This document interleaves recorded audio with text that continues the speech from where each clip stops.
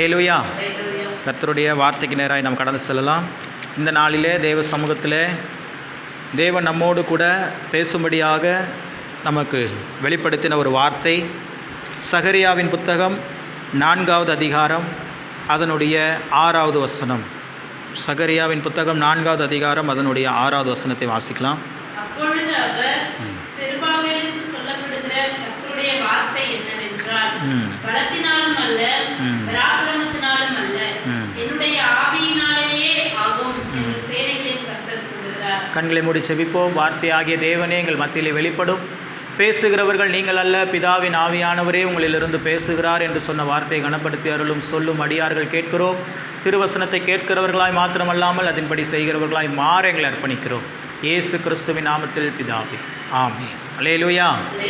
கர்த்தர் நல்லவர். ஆண்டவர் இந்த நாளில் இந்த வார்த்தையை நமக்கு தந்திருக்கிறார். இந்த வார்த்தையை இன்னொரு தடவை வாசிப்போம். எப்படி வாசிப்போம் அப்படின்னா, செருபாபேல் அப்படிங்கிறது ஒரு பேர். அவர் ஒரு தேவனுடைய ஊழியர். அந்த பேருக்கு பதிலாக உங்கள் பேரை போட்டு நீங்கள் வாசிக்க போகிறீங்க. எல்லாரும் இணைந்து வாசிக்க போகிறோம். சொல்லுங்கள், வாசிக்கலாமா? வாசிக்கலாம். வாசிக்கலான்னா என்ன அமைதியாக இருக்கிறீங்க? சோனியா என்ன பைபிள் எடுக்கலையா? வாசிமா, வாசிங்க. வாசிங்க. அப்பொழுது அவர் ஆமாம் சொன்னீங்கன்னா நடந்துடும். பலத்தினாலும் அல்ல, பராக்கிரமத்தினாலும் அல்ல, என்னுடைய ஆவியினாலேயே ஆகும் என்று சேனைகளின் கர்த்தர் சொல்கிறார். இன்றைக்கி பல கேள்விக்குறிகளோடு உங்களுடைய வாழ்க்கை இருக்கலாம். தேவைகள் குறித்து கலங்கியிருக்கலாம். சரீரத்தில் காணப்படுகிற பலவீனம், சுகவீனம், இல்லை வாழ்க்கையில் வர வேண்டிய ஆசீர்வாதங்கள் இன்னும் வரல, எதிர்பார்த்த நன்மைகளை இன்னும் பெற்றுக்கொள்ளலை, அடைய வேண்டிய லக்குகளை இன்னும் அடையலை, இப்படி சொல்லி பல கேள்விக்குறிகள் இருக்கலாம். அதற்கு தான் தேவனுடைய வார்த்தை இன்றைக்கி என்ன உண்டாகுது அப்படின்னா, உங்களுக்கு தேவனுடைய வார்த்தை உண்டாகுது. என்னன்னு கேட்டிங்கன்னா, இதெல்லாம் நடக்குமா பிரதர் அப்படின்னு கேட்டிங்கன்னா, கண்டிப்பாக நடக்கும். ஆனால் பலத்தினால் நடக்காது, பராக்கிரமத்தினாலையும் நடக்காது, அவருடைய ஆவியினாலேயே நடக்கும். அல்லேலூயா. கர்த்தருடைய ஆவியினாலேயே ஆகும். இன்றைக்கி பைபிளை பற்றி தெரிஞ்சவங்க கூட அதிகமாக பயன்படுத்தாத ஒரு காரியம், அதிகமாக பயன்படுத்தாத ஒரு நபர் யாருன்னு கேட்டிங்கன்னா, பரிசுத்த ஆவியானவர். பரிசுத்த ஆவியானவர் அப்படிங்கிறவர் 3இல் 1ஆக இருப்பவர். திரித்துவத்தில் ஈக்குவலான பவர், ஈக்குவலான ரைட்ஸ், ஈக்குவலான மைட்டி, என்ன சொல்கிறது, எல்லா விதத்திலும் சரிசமமாக இருக்கக்கூடியவர். ஆனால் நம்ம ஜெபம் பண்ணும் போதோ இல்லை நார்மலாக ஒரு ப்ரேயரோ இல்லை வேறு எது பண்ணாலுமே ஃபஸ்ட்டு நம்ம ஏசப்பான்னு சொல்லுவோம், பிதாவேன்னு சொல்லுவோம் ஜெபத்தில் கூட.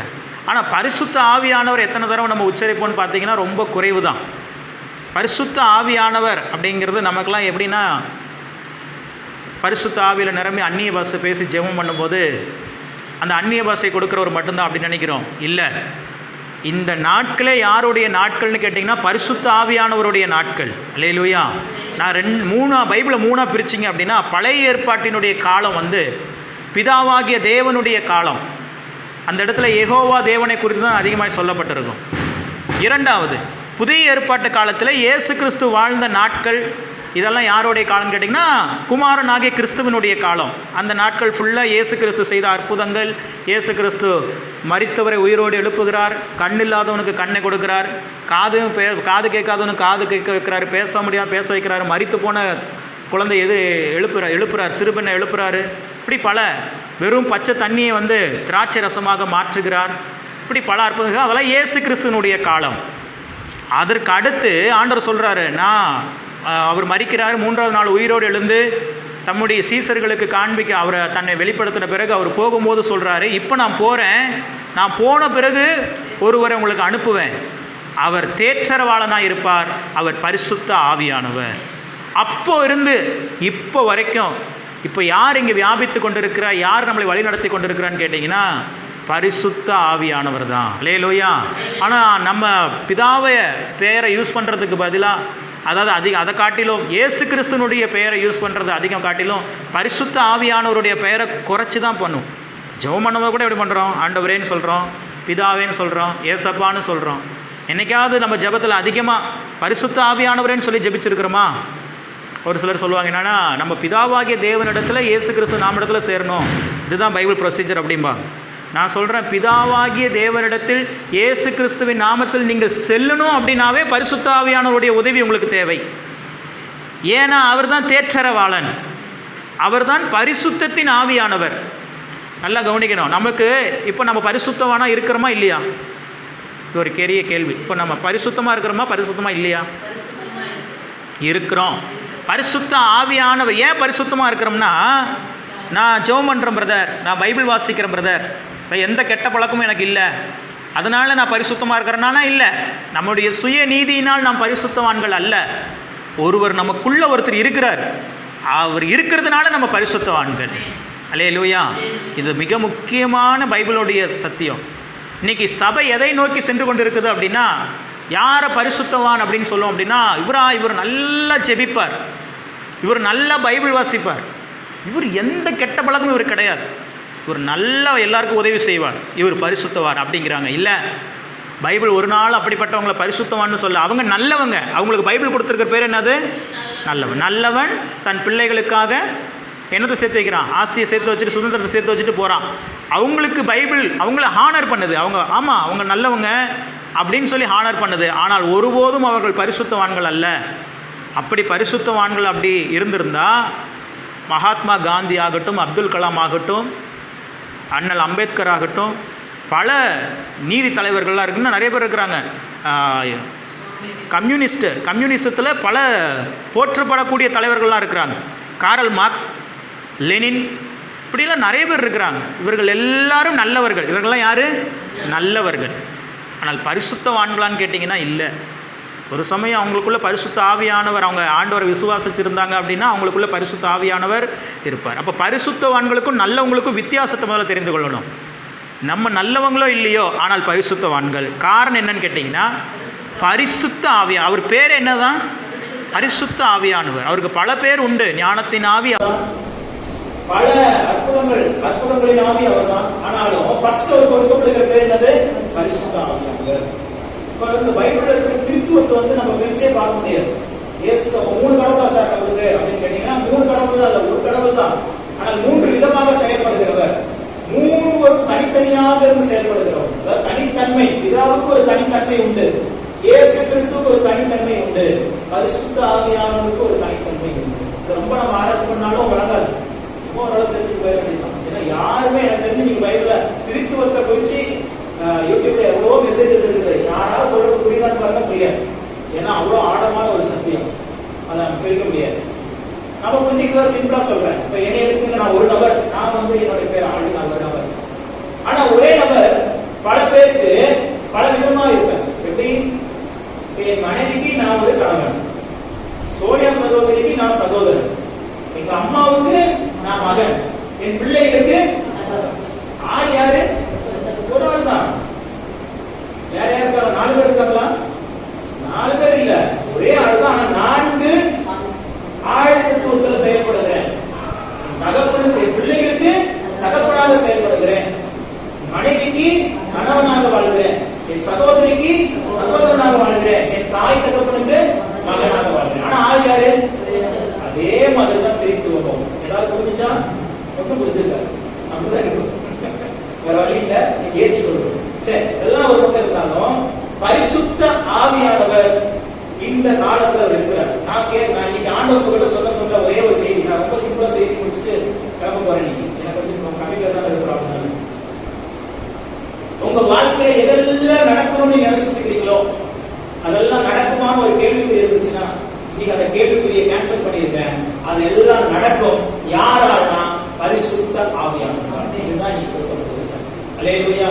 உங்க வாழ்க்கையில நீங்கள் நினைத்த இலக்குகளை அடையலாம். மரணமே இல்லாமல், நோயே இல்லாமல், வியாதியே இல்லாமல் வாழலாம். கடனே இல்லாமல் ஐஸ்வர்யமாய் கிறிஸ்துவுக்கு பிரியமாய் வாழலாம். நீங்கள் நினைத்த வாழ்க்கை. நிறைய பேர் என்ன ஆண்டவர் எப்படி நினைக்கிறாரோ அப்படி வாழ்க்கை போதப்படுறது அப்படிங்கிறார். ஆனா ஆண்டவர் நீங்க கேட்டீங்கன்னா அவர் என்ன சொல்லுவாரு? நீ என்ன பண்ண நினைக்கிற, நீ எப்படி வாழணும் நீ நினைக்கிற, நீங்க எப்படி வாழணும் நீங்க நினைக்கிறீங்களோ அப்படிதான் வாழ்வீங்க. அல்லேலூயா. இது ஆண்டவர் நான் சொல்றேன், நான் அடிக்கடி சொல்லுவேன், அவர் God is God of genuine.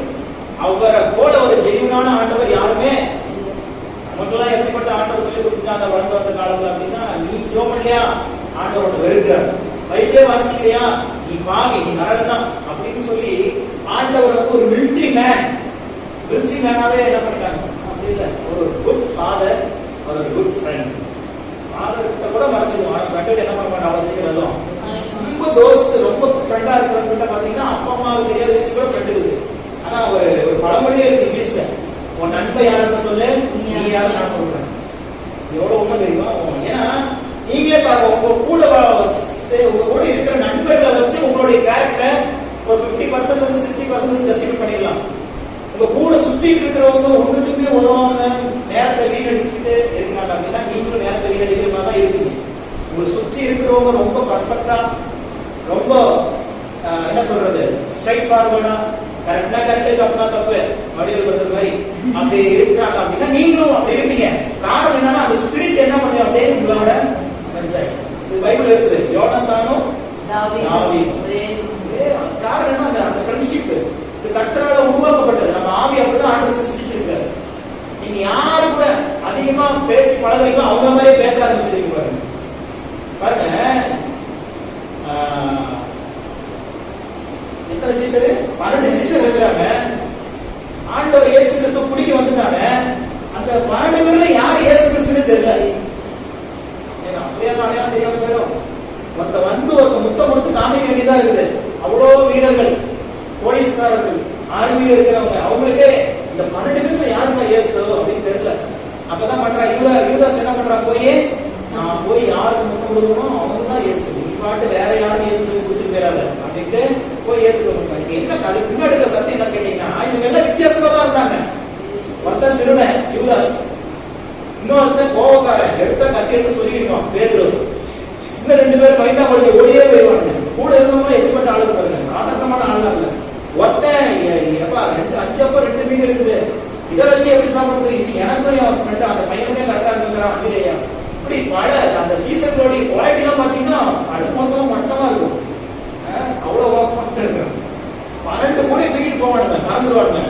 ஆண்டவரே கேள்வி கேட்பாங்க, இன்னும் ஆண்டவரே கவலை இல்லையா, கப்பல்ல தண்ணி வந்துட்டு இருக்கு, கப்பல்ல நான் இருக்கிறேன்டா, கடல் மேல நடக்கிறவரே இருக்கிறாரு, கடல் இருக்கிற தண்ணி கப்பல் என்ன பண்ணிருப்பது தெரியாத. அப்படிதான் விசுவாசமே இல்லாம இருப்பாங்க. அப்படிப்பட்ட ஆளுங்க சொல்லப்பட்டாங்க. இவங்க என்ன ஆச்சு, ஒரு 3 வருஷம் இயேசு கிறிஸ்து கூடயே வாழ்ந்து வாழ்ந்து வாழ்ந்து அவர் பேசுறதே கேட்டு அவரையே பேசி பேசி பேசி இயேசு மாதிரியே மாறிட்டாங்க. அதனாலதான் டவுட் ஆகி போச்சு, இந்த 12 பேத்துல யாருப்பா இயேசு தான் சொல்றேன். நீங்க அதனாலதான் சொல்றேன், உங்களை சுத்தி கரெக்டான ஆட்களோட உங்களுடைய தொடர்புல வச்சுங்க. எனக்குலாம் ஃப்ரெண்ட்ஸ் இருக்கே கிடையாது. நீங்க யாராவது ஃப்ரெண்டை கேட்டுப்பாங்க, என் வைஃபை கேட்டுப்பாங்க, எனக்கு யாராவது ஃப்ரெண்டு நமக்கு இருக்கு பூரா முக்கியா இருக்கிறதுனால யாருமே சேரவே இல்லை. ஒரு காலத்துல இருந்தேன், அப்படி இப்ப இல்லை. அப்படியே இருக்க ஒரு சில ஃப்ரெண்ட்ஸ் இருக்காங்க. இப்போ கோயம்புத்தூர்ல ஜபராஜன் இருக்காங்க, காஸ்மெட்டிக் கான்ஃபரன்ஸுக்கு போற அக்சன் ஒரு தம்பி இருக்காங்க. நம்ம இவங்களாம் இந்த பிசினஸ் ரீதியில ஒரு ஃப்ரெண்ட்ஷிப்பா இருப்பாங்க. அவ்வளவுதான். காரணம் என்னன்னா அவங்க மாதிரி நான் இருப்பேன், என்ன மாதிரி அவங்க இருப்பாங்க. எங்களுக்கு அந்த ஸ்பிரிட் வந்து அப்படி அமைச்சாரு. அதனாலதான் சொல்றாங்க. அதெல்லாம் எங்க மாமனார் அடிக்கடி சொல்லுவார், பல பழமொழிகள். அதான் 4 பசு இருந்தாங்க, அது 4 பனிமுடி இருந்தாலும் அது ஒரு பசு போய் சேர்ந்து என்ன ஆயிரும், பண்ணி மாதிரியே என்ன ஆயிரும், பசு போய் பண்ணியை மாத்தாது. ஆனா பண்டிகை என்ன பண்ணிடும், பசுவை மாத்திடும். ஏசு கிறிஸ்து அதனால எதுக்கு இதை சொல்றேன் அப்படின்னா, ஹோலி ஸ்பிரிட் கூட நீங்க எந்த அளவுக்கு தொடர்புல இருக்கிறீங்களோ அவ்வளவு சீக்கிரமா உங்களுடைய இலக்குகளை நீங்கள் அடையலாம். அவ்வளவு சீக்கிரமா உங்க வாழ்க்கையை நீங்க எதிர்பார்த்த நன்மைகளை பெற்றுக் கொள்ளலாம். அவ்வளவுதான், இதுதான் சத்தியமே. எப்படி நடக்கும் கேள்வி கேட்காதீங்க, ஆவியினால ஆகும். அவ்வளவுதான். இந்த ஒரு வாரம் ஒரு பாடம். இன்னைக்கு உங்களுக்கு இப்ப அத்தியாவசியமா உங்களுக்கு என்ன தேவையா இருக்கு? பணம் தேவையா இருக்கா, வேலை தேவையா இருக்கா? சோனியாவுக்கு கண்டிப்பா வேலை அத்தியாவசியமா இருக்கு. அறிக்கை பண்ணிட்டே இருங்க, கர்த்தருடைய ஆவியினாலே ஆகும். அவ்வளவுதான். என்ன வீட்டு பாடம்? கர்த்தருடைய எதை நினைச்சிட்டு சொல்லணும், எனக்கு ஒரு நல்ல வேலை, ஹை சேலரியில, ரொம்ப ஈஸியா இருக்கிற பேஷண்ட பாத்துக்கிற மாதிரி ஒரு வேலை, ஹை சேலரியில, கர்த்தருடைய ஆவியினால ஆகும். சொல்லிட்டே இருப்பாங்க, வாசல் திறக்குதா இல்லையா, இல்லையா சொல்லிட்டே இருக்க நடந்துரும். நமக்கு தெரியுமே, சத்தியமா அதுதான். பைபிள் என்னது, விசுவாசித்தேன் ஆகையால் விசுவாசித்தேன் ஆகையால் அழுகிறேன்னு வசனம் இல்லை. விசுவாசித்தேன் ஆகையால் அழுகிறேன்னு விசுவாசித்தேன். விசுவாசிச்சீங்கன்னா என்ன பண்ணணும்? எவ்வளவு நாள் பேசணும்? கொள்ளுங்கிற வரைக்கும் பேசிக்கிட்டே இருக்கணும். இந்த வீடை வாங்குற வரைக்கும் பேசிக்கிட்டே இருக்கணும். வாங்கிடுவோம் வாங்கிடுவோம் வாங்கிடுவோம். ஒரு நாள் வரும் வாங்கிடுவோம். மரணமே கிடையாது. நானும் என் வீட்டாரும் என்றால் கர்த்தரையே சேவிப்போம்னு சொல்லிட்டே இருக்கணும். நடந்துரு வாழ்க்கை, நடந்துரு வாழ்க்கை. நீங்க ஒரு பாயிண்ட் வச்சுக்கோங்க. பரிசுத்த ஆவியானவர் தான் உங்களுக்கு கீ. பரிசுத்த ஆவியானவர் தான் உங்களுக்கு சாவி. இந்த சாவியை வச்சு இந்த உலகத்தையே நீங்கள் ஜெயிக்கலாம். அவர் ரெடியா இருக்கிறார். எப்போ உங்களுக்கு ஹெல்ப் பண்ணலாம், எப்போ உங்களுக்கு உதவி செய்யலாம்னு சொல்லி அவர் காத்துட்டே இருக்கிறார். எனக்கு பைபிள் ஒரு சம்பவம், ரொம்ப தெரிஞ்ச சம்பவம் தான். லூக்கா புத்தகத்துல 1ஆம் அதிகாரத்துல 30-33 வரைக்கும் வாசிங்க. இதுல ஒரு அசாத்தியமான நடக்க வாய்ப்பே இல்லாத ஒரு காரியம் நடக்குது.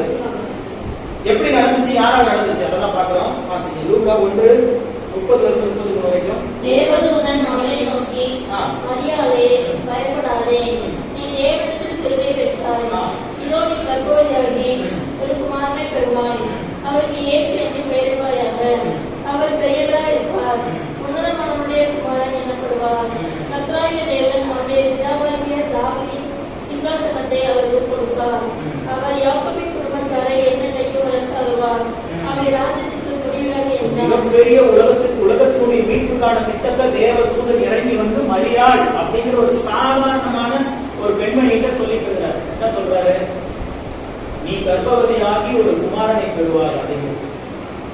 என்னன்னா ஒரு பெரிய சாப்டரே சொல்றாரு. என்ன நடக்கும், அவர் எப்படி இருப்பார், எப்படி வாழ்வார். ஒரு வசனம் 33 வரைக்கும் வாசினா அவ்வளோ ரகசியங்கள் அடங்கிய இப்படிலாம் இருக்கும் அப்படின்லாம் சொல்றாரு. சொன்னோடனே அம்மாவுக்கு முதல் கேள்வி என்ன? 34வது வசனம் வாசிங்க.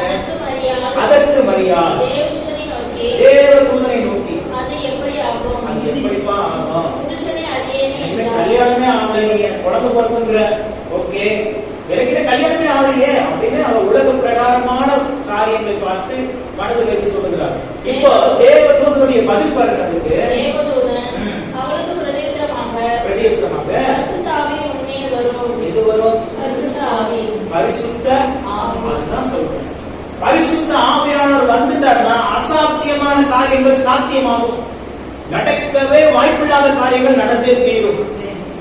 பரிசுத்த ஆவியானவருடைய வல்லமை எப்படிப்பட்டது இப்பதான் நடக்குது. பரிசுத்த ஆவி உண்மையில வரும்.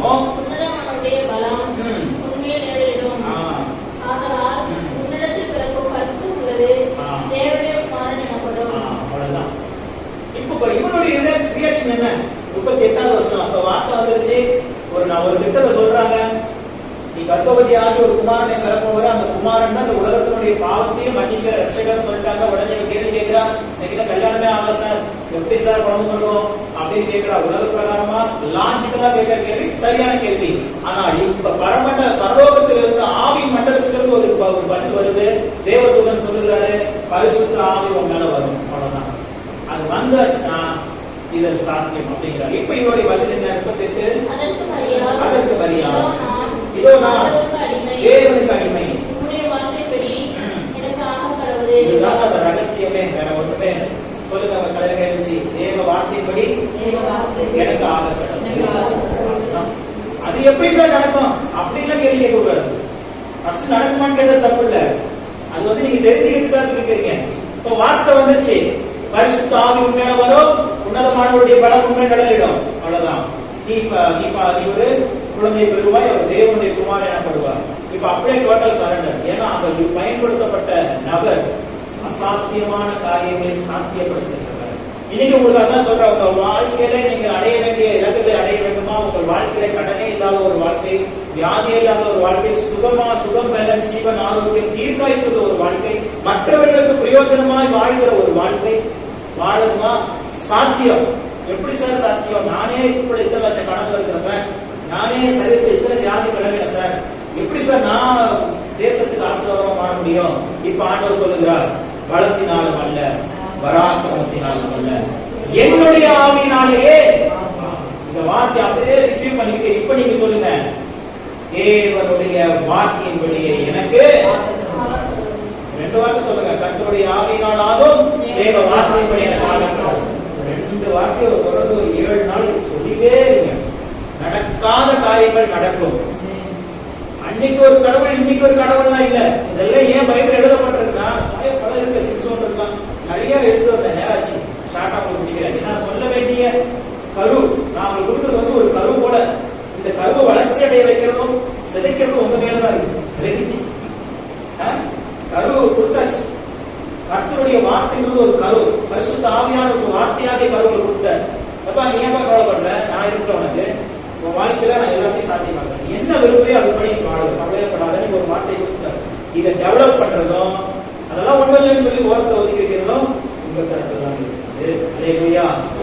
அந்த கரு வளர்ச்சி அடையும் போது என்ன ஒரு நாள் வரும், அது வெளிப்படும். ஆண்டவர் நம்மளை வச்சிருக்கு. நம்ம சரீரமே ஒரு எக்ஸாம்பிள். ஒரு குழந்தை உருவான உடனேயே அது கருது, அது வந்து குழந்தையாக வெளியே வருவது, அதுக்கு தேவையான வளர்ச்சி. இந்த சிசுவை எவ்வளவு பாதுகாப்பாங்க அந்த தாய்தான், தாயா இருக்கட்டும், கணவராக இருக்கட்டும், சுத்தி இருக்கிற தெரியவர்களாக இருக்கட்டும். ரொம்ப ஆமா கோபக்கார ஹஸ்பண்ட் கூட அந்த நேரத்துல மனைவி மேல அன்பாக தான் இருப்பாங்க. நான் என்ன உள்ள ஒரு குழந்தை இருக்கு, இது முதல் குழந்தையா இருந்தா சொல்ல வேண்டியதே இல்லை, கட்டில வச்சு பிடிச்சிருவாங்க. சோனியாவும் தெரியாது, கிரேட் வச்சுதான். ஆமா நான் அப்படி சொல்றேன், அந்த அளவுக்கு பார்ப்பாங்க. ஏன்னா அந்த குழந்தையின் மேல இருக்கிற அந்த பாசம், அந்த குழந்தையின் மேல இருக்கிற ஒரு அந்த நேசம். அதே போலதான் தேவனுடைய வார்த்தையும் உங்களுக்குள்ள உருவாயிடுச்சு அப்படின்னா அதை நீங்க கரெக்டா வளர்ச்சி அடைய வச்சுட்டீங்கன்னா, வளர்ச்சி அடைகிறது ஒண்ணுமே இல்லை. மனசுல அப்படியே விசுவாசிச்சிருங்க, அப்படியே அதை பேசுங்க. விசுவாசிங்க, பேசுங்க. இதே வளர்ச்சி அடைஞ்சிட்டே வந்துச்சுன்னா கட்டாயம் ஒரு நாள் 10 மாதத்துக்கு அப்புறம் எப்படி ஒரு பிரசவ நேரம் வந்து அந்த குழந்தை இந்த பூமிக்கு அந்த குழந்தை பூமியில வெளிப்படுதோ, அதே போல நீங்கள் என்ன எப்படியெல்லாம் வாழணும்னு சொல்லி எதிர்பார்த்தீங்களோ அந்த வாழ்க்கை. நான் அப்படிதான் இந்த சத்தியம் தெரியறதுக்கு முன்னாடியே நான் அப்படிதான் யோசிச்சுட்டு இருந்தேன். நான் ஊழியத்துக்கு வந்த நாட்கள் எல்லாம் என்ன சொல்றது, நான் வீட்டுல இருக்கும்போது சரி, ஊழியத்துக்கு வந்த நாட்களும் சரி, உணவு சாப்பிடுறதே எனக்கு கஷ்டம். என்னது உணவு சாப்பிடுறதே கஷ்டம். சோனியா அப்பா கொஞ்ச நேரம் வெளியில இருந்தாங்க, குவைட்ல இருந்தாங்க. 5000 ரூபாய் அனுப்புவாங்க நினைக்கிறேன் மாசம். அவங்க ஒரு மாசம் 5000 ரூபாய் அனுப்புனா சாப்பிடவே முடியாது, அந்த மாதிரி கிடமை. ஏன்னா ஊழியத்துக்கு 3500 ரூபாய் காணிக்க மாசம் சம்பளம் கொடுப்பாங்க. அந்த 3500 ரூபாய் வச்சு போயிட்டு வர்றதுக்கு பஸ் செலவு, ஊழியம் செய்யணும் பார்த்தீங்களா, அதுக்கே பஸ் செலவுக்கு 1500 ரூபாய் போயிடும். தசமபாகம் கொடுக்குறோம், மற்ற செலவு எல்லாமே நம்ம சோப்புல இருந்து எல்லாமே நான் ஒரு ஆள் எல்லாமே நான் தான் பார்க்கணும். அதுவே செலவாயிரம். வீட்டுக்கு ஒரு 1000 ரூபாய் அனுப்புவோம், அவ்வளவுதான். சாப்பாட்டுக்கு அவங்க அனுப்புற காசு வச்சுதான் சாப்பிடும். ஒரு காலத்துல அப்படி இருந்துச்சு. ஆனால் அந்த நேரத்திலும் தேவனுடைய வார்த்தை விசுவாசம், என் வாழ்க்கை இப்படியே இருக்க போவது இல்லை, என் வாழ்க்கை இப்படியே ஒரு நாள் வரும்.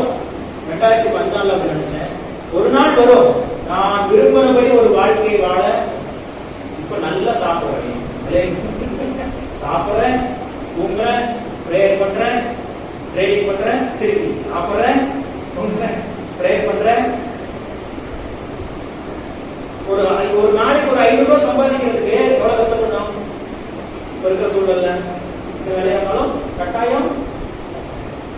ஆனா நான் ஒரு 1 hour ட்ரேட் பண்ணனா அந்த 500 ரூபாய் இன்னைக்கு ஈஸியா நான் ஏர்ன் பண்ண முடியும். இன்வெஸ்ட்மெண்ட் தான் தேவை. ஆனா 500 ரூபாய்ங்கிறது ஈஸி. நான் சொல்றது ரொம்ப கம்மி. இன்னும் ட்ரேடிங் எலெக்ஷன்லாம் முடிஞ்சிருச்சுன்னு போயிட்டு கேட்டு பாருங்க, ஒரே நாட்டுல 3000 4000 எல்லாம் ஏர்ன் பண்ண நாட்கள் உண்டு. ஆனா என்ன இன்வெஸ்ட் பண்ணவங்களுக்கு அதை பணத்தை கொடுத்துருவேன், ஏன்னா அவங்க தானே பணம் போட்டாங்க அப்படின்னு. நம்ம இன்னைக்கு சொந்தமா இன்வெஸ்ட் பண்றோமோ அன்னைக்கு தான் அவங்களுக்கு பணம். அப்ப நான் யோசிப்பேன், எங்க அம்மா அடிக்கடி யோசிப்பேன், அம்மா 250 ரூபாய் ஒரு நாளைக்கு சம்பளம், காட்டு வேலை, வெயிலாகட்டும் மழையாகட்டும் செஞ்சுதான் ஆகணும். பயங்கர கடுமையான உழைப்பாளி செய்வாங்க. நாம வீட்டுல யோசிப்பேன், ஒரு தடவை அப்படின்னா ட்ரேடிங் ப்ராஃபிட் எடுத்துட்டு அந்த ப்ராஃபிட்டை பார்த்துட்டே சொன்னேன். இந்த 500 ரூபாவை சம்பாதிக்கிறதுக்கு ஒரு மனுஷன் இன்னைக்கு எவ்வளவோ கடுமையா என்ன பண்றாங்க. நான் ஜாலியா ஃபேன் காத்துல கீழே உட்காந்துக்கிட்டு தலையாட்டிக்கிட்டு போன போட்டு எடுத்துட்டேன். நேற்று முன்னாடி 1000 ரூபாய் வந்துச்சு. நீங்க 500 ரூபா தான் வரணும், கொஞ்சம் எக்ஸ்ட்ரா ரேட் எடுத்து ஒரே நாள்ல 1000 ரூபாய் வந்துச்சு. ஒரு நாளைக்கு 1000 ரூபாய் சம்பாதிக்க எவ்வளவு கஷ்டம்னு வழிபடுறது தெரியாது. ஏன்னா அவரு ஒரு கடுமையான உழைப்பாரு, ரொம்ப கஷ்டம். ஏன்னா கஷ்டப்பட்டவங்களுக்கு தானே அந்த வழி என்னன்னு தெரியும். நானும் வந்துருக்கேன், நல்லா டைம் பார்த்து ஹட்சன் அப்படின்னு சொல்லி ஒரு கம்பெனி சேலத்துல இருக்குது. இப்போ நீங்க அருண் ஐஸ்கிரீம் சாப்பிடுறீங்களா, அந்த அருண் ஐஸ்கிரீம் வந்து ரெண்டு இடத்துல தான் தமிழ்நாடு ஃபுல்லா டிஸ்ட்ரிபியூட் ஆகுது. ஒன்னு சென்னை, இன்னொன்னு சேலத்துல இருக்கிற plant Arun ice cream. Total Arun ice cream Ibaco இது எல்லாமே எங்கிருந்து ப்ரொடெக்ஷன் ஆகுதுன்னு கேட்டீங்கன்னா, ஒரு பிளான்ட் சேலம், இன்னொரு பிளான்ட் சென்னை. அந்த சேலத்து பிளான்ட் ஐஸ்கிரீம் பிளான்ட் தான் வேலை செய்வேன். அப்போ 12 மணி நேரத்துக்கு எனக்கு 160 ரூபா சம்பளம். அப்போ நான் கணக்கு போட்டேன், 1 மணி நேரத்துக்கு எனக்கு இவ்வளோ அப்படின்னு சொல்லி. ஒரு நாள் போட்டாங்க, தீபாவளி அடுத்த நாள், தீபாவளி அன்னைக்கு வேலை செய்யறவங்களுக்கு டபுள் சேலரி அப்படின்ட்டாங்க. 160 ரூபாங்கிறது ஒரே நாள் 320 ரூபா.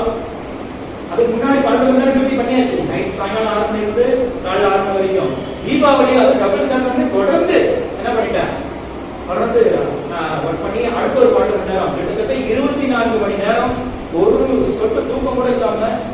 அங்க எப்படின்னா வேலை ஹார்டா இருக்காது, ஆனா நின்றுட்டே இருக்கணும். என்னன்னு கேட்டீங்கன்னா, மிஷின் எல்லாம் சூப்பர்வைசர் வந்து மிஷின்ல வந்து எல்லாம் என்ன சொல்றது ப்ரோக்ராம் பண்ணிட்டு போயிடுவாங்க. அது இத்தனை மணி நேரத்துல இத்தனை கப் ஐஸ்கிரீம் கொடுக்குறோம், வரிசையா நிற்பாங்க. ஐஸ்கிரீம் ஒருத்தர் குடிப்பாங்க, இன்னொருத்தர் மூடி போடுவாங்க, மூடி போடுறதை எடுத்து ஒருத்தர் அடுக்குவாங்க டப்பால, அந்த டப்பா ஒருத்தர் க்ளோஸ் பண்ணுவாங்க, க்ளோஸ் பண்ணதை ஒருத்தர் சீல் போடுவாங்க, சீல் போடுறதை எடுத்து இன்னொருத்தர் ட்ரேல வைப்பாங்க, அந்த ட்ரேல வச்சதை கொண்டு போய் கூல் ரூம்ல வைப்பாங்க. இது வந்து ஒரு 5 நிமிஷம் கூட நீங்க வெயிட் பண்ண முடியாது, ஏன்னா மிஷின் என்ன ஓடிட்டு இருக்குது, யாரு மிஷின். நீங்க ஒரு இது மிஸ் ஆனிச்சுன்னா கூட ஐஸ்கிரீம் வேஸ்ட் ஆயிடும். வந்தாங்க அவ்வளவுதான், சேலரியில பிடிச்சுவாங்க. என்ன பண்ணோம், கட கட கட கட கட கட கட செய்வாங்க பாருங்க, அப்படியே ஒரு ரவுண்ட் வரும். நான் சொன்ன பண்ணி தான் அந்த மிஷின் ஐஸ்கிரீம் குடிப்பார், அவரும் அப்படியே உட்காந்து டக்கு டக்கு டக்கு டக்குன்னு பிடிச்சி பிடிச்சி வைப்பார். வச்சவர் ஒருத்தர் மூடி போடுவார், மூடி போட்டவர் எடுத்து என்ன பண்ணுவார், ஆமா அப்படி மூடி போடும்போது ஐஸ்கிரீம் ஒருத்தர் கையெல்லாம் விட்டுருவாங்க. நீங்க அதெல்லாம் பாத்தீங்கன்னா ஐஸ்கிரீமே வாழ்க்கை சாப்பிடுவேன். நானும் எனக்கு ஐஸ்கிரீம் மேல ஆசையா போயிடுச்சு, ஐஸ்கிரீம் கம்பெனியில வேலை செஞ்சதுனால. ஆமா ஏதோ பயங்கரமா விலை கொடுத்து வாங்கி பண்றாங்க, அந்த எந்த ப்ரொடக்ஷன் பண்ணாலும் எங்களுக்கு தான் தெரியும். ஒரு தடவை அப்படிதான் ஆயிடுச்சு. என்ன பண்றது, அப்படிதான் இருக்கும். எதுக்கு சொல்றேன் அப்படின்னா, 24 எதுக்கு அவர் சொல்றா, அந்த கஷ்டத்தினுடைய வேலை என்னன்னு எனக்கு தெரியும். 1 ரூபி ஒரு 10 ரூபாய் சம்பாதிக்கிறது எவ்வளவு கஷ்டங்கிறது நல்லாவே தெரியும். சின்ன வயசுல இருந்து அந்த கஷ்டத்துல அனுபவிச்சதுனால இன்னைக்கு அது ரொம்ப எளிமையாக்கப்பட்டிருக்குது. ஏன்னா எங்கேயோ ஒருத்தர் நடந்துச்சு சார், உங்க முன்னாடி நிற்கிற எனக்கே நடந்திருக்குது. அதுதான் நான் சொல்றேன், இன்னைக்கு ஈஸியா ப்ராஃபிட் பண்ண முடியும். ஒரு காலத்துல எனக்கு பிசினஸே பண்ண தெரியாத அளவுக்கு எனக்கு நிறைய இன்வெஸ்ட்மெண்ட் இருந்துச்சு. ஆனா இப்போ பிசினஸ் எல்லாம் பண்ண தெரியும், இன்வெஸ்ட்மெண்ட் தான் இல்ல, ஆனா வரும் சீக்கிரமா ஃபியூச்சர்ல பெரிய இன்வெஸ்ட்மெண்ட் வரும். பாருங்க, இப்ப நான் 500 ரூபாங்கிறது எவ்வளவு சாதாரணமா சொல்றேன்னா, 5000 ரூபாங்கிறதும் ரொம்ப சாதாரணமா சொல்றேன். அல்லேலூயா, இதுதான் சொல்றேன், ரொம்ப ஈஸியா ஆக்கிடுவார் உங்களுக்கு. ஆண்டவருடைய காரியம் என்னன்னு கேட்டீங்கன்னா, ரொம்ப ஈஸியா, எதையுமே ரொம்ப கஷ்டப்பட்டு வேர்வை சிந்தி உழைக்கிறதுங்கிறது எப்போ வந்துச்சுன்னா, ஆதாம் பாவம் செஞ்சதுக்கு அப்புறம். அதுக்கு முன்னாடி வேர்வை சிந்தனை உழைக்க வேண்டியதுதான் இல்ல, நமக்கு தேவையானது அந்த ஏதேன் தோட்டத்தில் இருந்துச்சு. ஆதாமுக்கும் ஏவாளுக்கும் அழகா சாப்பிடுறது தான் செஞ்ச பாவத்தை நிமித்தம். அப்பதான் சாபம் பூமிக்குள்ள வருது. அப்பதான் ஆண்டவர் சொல்றாரு, நீ வேற வழியில் வாழலாம், வேர்வை நெற்றி வேர்வை இடத்துல சிந்திதான் நீ சாப்பிடணும். இதை மாத்ததான் இயேசு கிறிஸ்து வந்தார். இப்ப நீங்களும் நானும் எந்த வாழ்க்கையில சார் இருக்கிறோம், ஏதேன் வாழ்க்கையில இருக்கிறோம். ஏன்னா ஆதாம்ங்கிற ஒரு ஆள் தப்பு பண்ணதுனால அடுத்த சந்ததி எல்லாமே பாவ சந்ததியா மாறிச்சு. இயேசு கிறிஸ்துங்கிற ஒருவருடைய ரத்தம் சிந்தப்பட்டதுனால அந்த ரத்தத்தை விசுவாசித்து அவரை ஃபாலோ பண்ற எல்லாரும் திருப்பி எங்க போய் ஜாயின் ஆகிறாங்க அப்படின்னு கேட்டீங்கன்னா, ஆதாமும் ஏவாளும் பாவம் செய்வதற்கு முன்புதான் ஒரு வாழ்க்கையை வாழ்ந்தாங்க. பார்த்தீங்களா, ஏதேன் நாட்களுடைய வாழ்க்கை. அந்த வாழ்க்கையை நீங்களும் நானும் வாழணும் தான் தேவன் விரும்புகிறார். அதிக இளைஞர்கள் நடந்திருக்கு, நான் தான் வேற வசதிதான் இல்லை. ஆனால் தேவன் கைது பிரயாசத்தை ஆசீர்வதிக்கிறார், சம்பாதிக்க வைக்கிறார். அல்லேலூயா, செய்வார். எனக்கு செய்த உங்களுக்கும் நல்லா சொல்றேன். ஒன்னே ஒருதான் கீ, ஹோலி ஸ்பிரிட். சொல்லுங்க, பரிசுத்த ஆவியானவர். வரும்போது அதைதான் சொல்லிட்டே இருக்கும். வேறெல்லாம் பண்ணல, ஒரே வார்த்தை, holy spirit, holy spirit, holy spirit. பரிசுத்த ஆவியானவர், பரிசுத்த. அந்த பேரை நீங்க சொல்லிட்டே இருக்கும்போது ஒரு மாற்றம் நடக்கும், பயங்கரமான மாற்றம் உங்களுக்குள்ளேயே ஒரு ஆவியில நடக்கும். உங்களை பிடித்திருக்கிற இரு விலைக்கு போகும். ஏதாவது ஆவியுடைய பெரிய உங்களை டச் பண்ணிட்டு இருக்குதுன்னா அப்படியே பிச்சுட்டு ஓடும். என்னன்னா ஹோலி ஸ்பிரிட், உங்களுக்குள்ள இருக்கிற ஹோலி ஸ்பிரிட்ட நீங்க ஆக்டிவேட் பண்ண உங்க வாழ்க்கையே ஆசீர்வாதமா மாறும். இன்னைக்கு நீங்க நினைத்த வாழ்க்கையை வாழ முடியும். பரிசுத்த ஆவியானவரை நீங்க சார்ந்திருக்கலாம். இதுதான் செய்யும். அல்லேலூயா, ஆவியானவரை சார்ந்தவர்கள் கர்த்தருடைய ஆசீர்வாதம் கண்களுடைய ஆசீர்வாதம். பரிசுத்தமுள்ள தகப்பனே ஒரு நாமத்தை ஏற்றுகிறோம். பலத்தினாலும் அல்ல, பராக்கிரமத்தினாலும் அல்ல, என்னுடைய ஆவியினாலேயே ஆகும் என்று சொல்லி இன்றைய பிள்ளைகளாகிய நாங்கள் வாழ வேண்டும் என்று விரும்புகிற ஒரு வாழ்க்கை உண்டு. அது எங்களுடைய பலத்தினாலும் அல்ல, பராக்கிரமத்தினாலும் அல்ல, உமது ஆவியினாலேயே ஆகும் கர்த்தருடைய வார்த்தையினால் ஆக கடவுள் என்று சொல்லி நாங்கள் அர்ப்பணிக்கிறோம். அன்றைக்கு சாத்தியமே இல்லாத ஒரு காரியம், ஒரு கன்னி கர்ப்பவதியாகி குமாரனை பெற்றார். அது ஒரு சாத்தியம், உலகத்திற்கு அது சாத்தியம் இல்லாத ஒரு காரியம். ஆனால் பரிசுத்த ஆவி அவள் மேல் விளைவிடும் பொழுது அது சாத்தியமானது. இன்றைக்கு எங்க வாழ்க்கையில இந்த சூழல்ல சாத்தியமே இல்லாத காரியங்கள் இருக்கலாம். ஆனால் இன்றைக்கு பரிசுத்த ஆவியானவர் எங்கள் மீது நிழல் விடுகிறபடியினால் அது எல்லாம் சாத்தியமாகட்டும். கடன் இல்லாத ஐஸ்வர்யத்தின் வாழ்க்கை சாத்தியமாகட்டும். வியாதி இல்லாத, பலவீனம் இல்லாத, சுகமான ஆரோக்கியம் உள்ள சரீரம் சாத்தியமாகட்டும். மற்றவர்களுக்கும் ஆசீர்வாதமாய், மற்றவர்களுக்கு உதவி செய்கிற, நன்மை செய்கிற ஒரு மனிதர்களாய் மாறுகிற காரியங்கள் சாத்தியமாகட்டும் என்று சொல்லி சொல்லிக்கிறோம். இன்னைக்கு எங்க வாழ்க்கையில எதெல்லாம் சாத்தியம் இல்லை என்று பிசாசு சொன்னானோ அது எல்லாம் சாத்தியமாவதாக இயேசு கிறிஸ்துவின் நாமத்தில் வந்திருக்கிற ஒவ்வொருவர் மீதும் பரிசுத்த ஆவியானுடைய பிரசன்னம் இறங்கி வருவதாக, நிரப்புவதாக. பரிசுத்த ஆவியினால் அவர்கள் வாழ்க்கையில நன்மைகள் ஆக கடவுள் என்று சொல்லி வார்த்தையாக பேசிட்டு அப்படியே செய்கிறவருக்கு நன்றி. இயேசு கிறிஸ்துவின் நாமத்தில் ஜெபித்தோம். ஜீவனோடு நல்ல நாமம். அல்லேலூயா.